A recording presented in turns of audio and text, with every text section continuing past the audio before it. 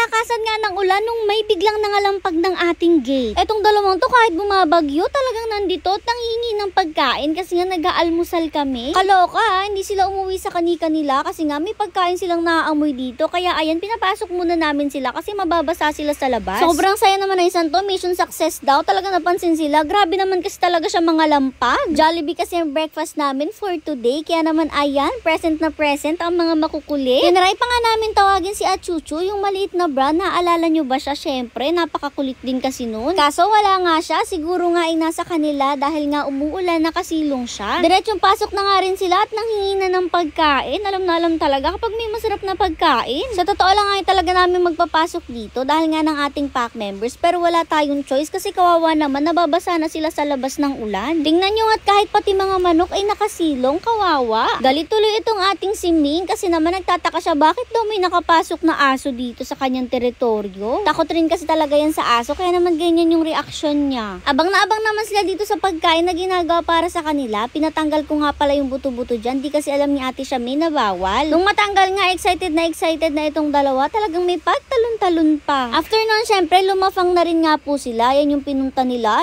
Talaga nagpakabasa po sila sa ulan para makahingi ng pagkain. Sigurado nga akong napakain na to sa kanila kasi alagang-alaga naman to mga to. Pero syempre, bet lang nilang manghingi dito. Madalas nga kapag naglalakad ako tuwing umaga, sila yung kasama ko. Maaga pa lang ay pumupunta na sila dito. Ewan ko kung namamasyal ba o ano. Baka nga nasanay na lang rin talaga itong mga aspins na to na dito tumatambay sa labas ng bahay. Kasi nga makikita mo tuwing umaga at hapon ay napakadami nila ditong nagsisitambayan. Ngayon lang talaga wala kasi nga po umuulan. Tinry nga ulit namin tawagin si Achuchu pero wala talaga siya. Sigurado nga nakasilong sa kanila. Hindi rin nga pala tayo nagpaligo that day kasi nga maulan at nung kinabukasan, eto naman papaliguan na natin itong napakakulit at napaka-chubby na si Kelvin. And yes po opo, hindi po talaga kami nagpapaligo kapag maulan or masama yung panahon. Yun po kasi yung turo sa amin noong dati naming vet, kapag daw masama ang panahon, automatic ay wag ng paliguan ang mga fur babies. Hindi rin talaga na-explain kung bakit, pero sinusunod na lang din namin. At ayan nga, nilagyan na ng tali si Kelvin. Kung nagtataka kayo kung bakit tinalian, liliguan dahil nga po palalabasin muna siya. Nagkaroon kami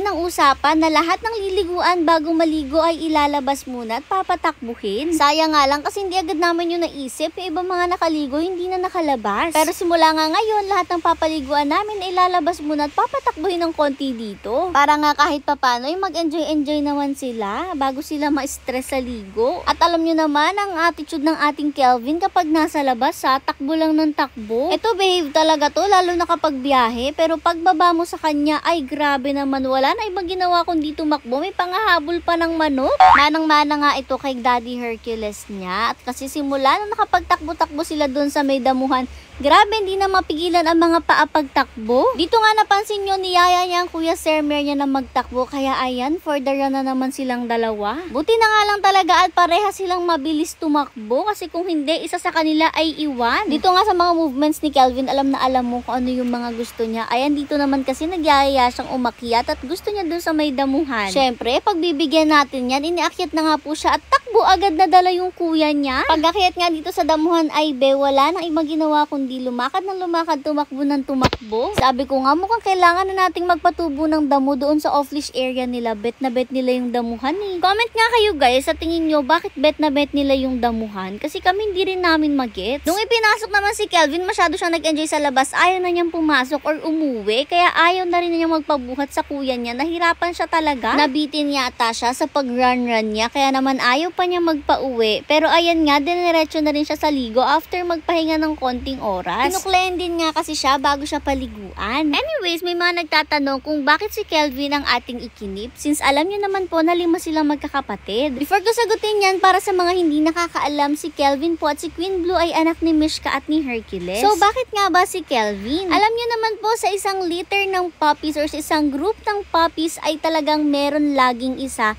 na medyo mahina. Kung hindi man talagang mahina ay hindi niya kaya makipagsabayan sa energy at sa lakas ng kanyang ibang mga kapatid. Madalas meron ding isa na palaging mas maliit kesa sa iba. Sa magkakapatid naman ni na Kelvin, hindi naman siya yung pinakamaliit at hindi rin siya yung pinakamahina nung puppy pa. Si Quincy talaga yung pinakamaliit at pinakamahina kaya talagang tinutukan namin siya ng pansin at talagang after nga po ng ilang months, nakikipagsabayan na si Quincy sa kanyang mga kapatid at malakas na siya. Kaso nga po habang tumatagal, bigla naming nakikita na itong si Kelvin naman yung unti-unting hindi na kaya makipagsabayan sa kanyang mga kapatid. Kapag nga nagkukulit yung mga kapatid niya or sumasalubong sa pagkain, nasa gilid lang siya at nag-aantay lang. Madalas lang rin siyang tulog at alam nyo ba, madalas siyang binubuli noon ng mga kapatid niya. Sobra kasi talaga yung kalikutan ng magkakapatid na to. Lahat sila opo, siya lang talaga yung naiiba. Hindi naman siya mahina and wala rin naman siyang sakit. Yun nga lang, talagang may pagkahinhin siya, kaya medyo nababother kami. Kasi alam nyo naman ng mga huskies, dapat makukulit yung mga yan at laging masigla, laging full of energy. Kaya nga nung time na pinapa-adapt na namin sila, ay talagang sabi namin, ikikip na lang namin etong si Kelvin. Kesa ipaubahin namin sa iba yung pag-aalaga sa kanya, hindi kami sure at talaga nag-aalala kami kung carry ba nung ibang mag-alaga ng ganitong klase. Kasi kapag ganitong napapansin nyo na medyo mahina, kailangan nyo talagang pagtuunan ng pansin at mag-focus sa kanya. Pero so far ay lumaki naman na napakasigla itong ating si Kelvin. At napasobra nga po ang sigla, talagang napakakulit na rin at ngayon ay talagang natatalo na niya ang kanyang ate Queen Blue. Kasi naman si Queen Blue yung madalas may sakit at talagang madalas na mahina at mahinhin, pero si Kelvin grabe, laging full of energy. Sabi ko nga ay para sila nagkapalit nitong si Queen Blue. Dati kasi si Queen Blue yung ganto kalikot, pero ngayon ay grabe na yung kalikutan niya, mas dinaig pa yung mama Mishka niya nung bata pa. Kaya nga sabi namin tamang desisyon talaga na hindi namin siya ipina-adapt at kami yung nag-alaga at nagpalaki sa kanya. Kasi talagang tinuunan namin siya ng pansin at mas pinalakas namin siya, pinalakas yung resistensya na,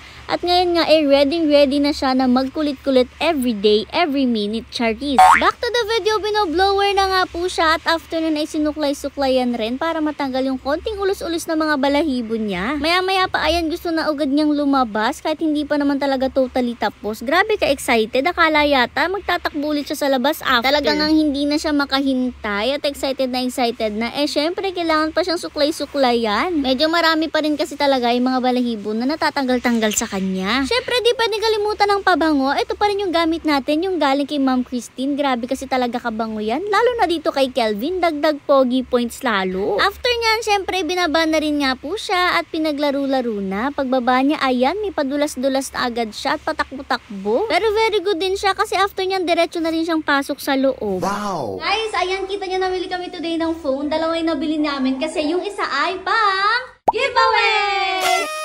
So dahil malapit na tayong mag 1 million followers dito sa ating Facebook, mamimigay tayo ng isang Vivo phone.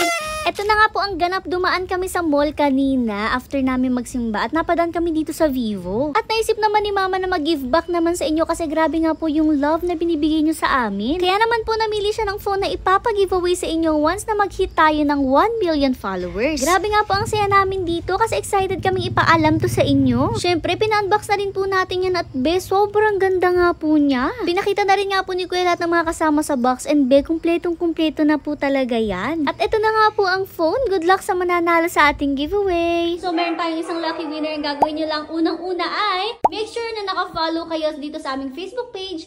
Pangalawa, mag-follow sa aming Instagram. And pangatlo, mag-subscribe po kayo sa aming YouTube channel which is Husky Pack TV. And pang-apat, i-download nyo or mag-register din kayo, mag-login sa link na nasa comment section.